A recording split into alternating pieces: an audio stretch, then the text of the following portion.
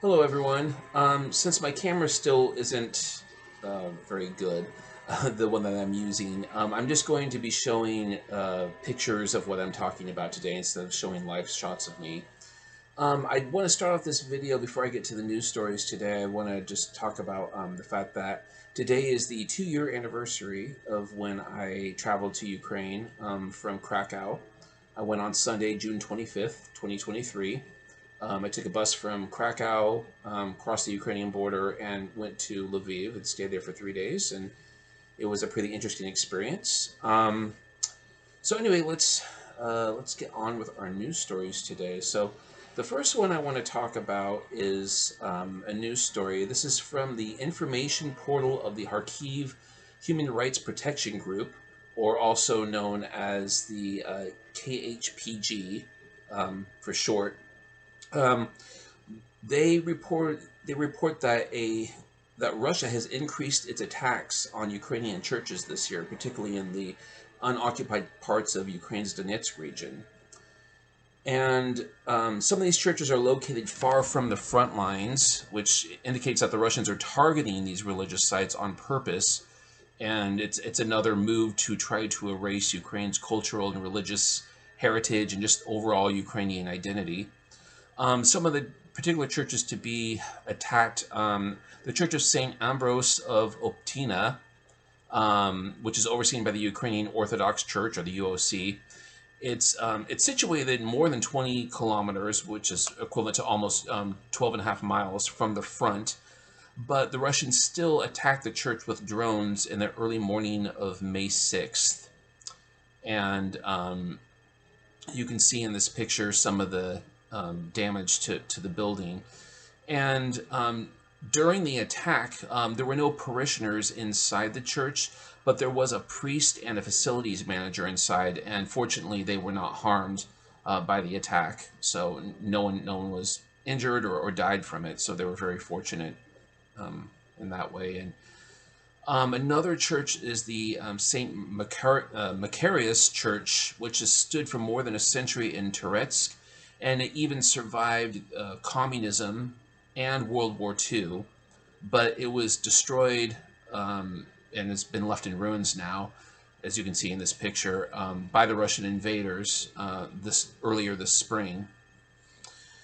And some other churches of note that were damaged or destroyed this year include the Church of St. John Chrysostom in Pokrovsk and the Church of St. Prince Igor, the Church of St. Prince Igor of Chernihiv.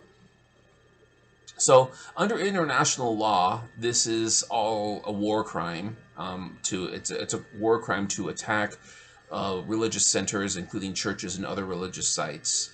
It's kind of almost a moot point at this now, because Russia has committed so many war crimes against Ukraine, and as far as destroying heritage sites, the human rights abuses against POWs and civilians, and just all other kinds of war crimes. But they continue to do it with impunity. So,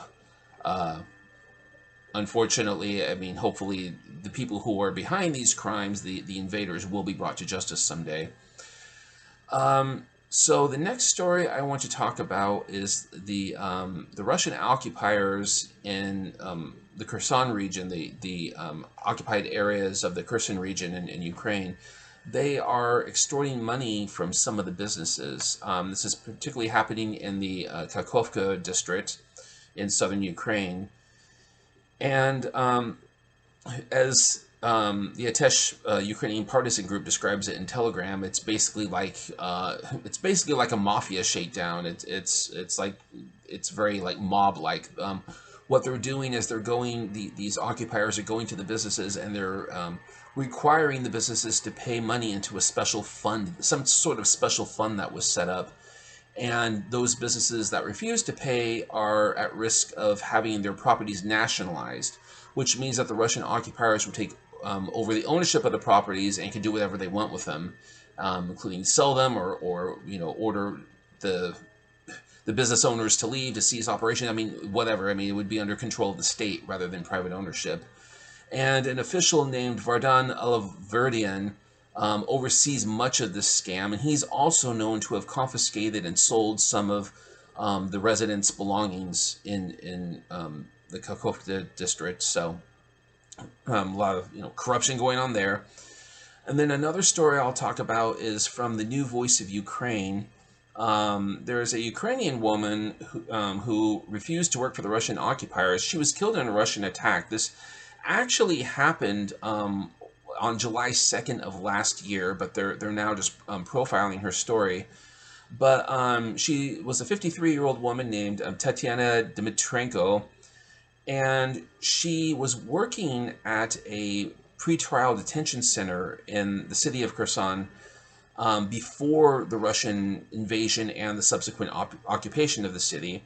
And when the Russians took over the city, she decided to resign. She refused to work for the Russian occupiers. But when Kherson was freed from Russian occupation a few months later, after it was taken in 2022, and has been back in control of Ukraine since.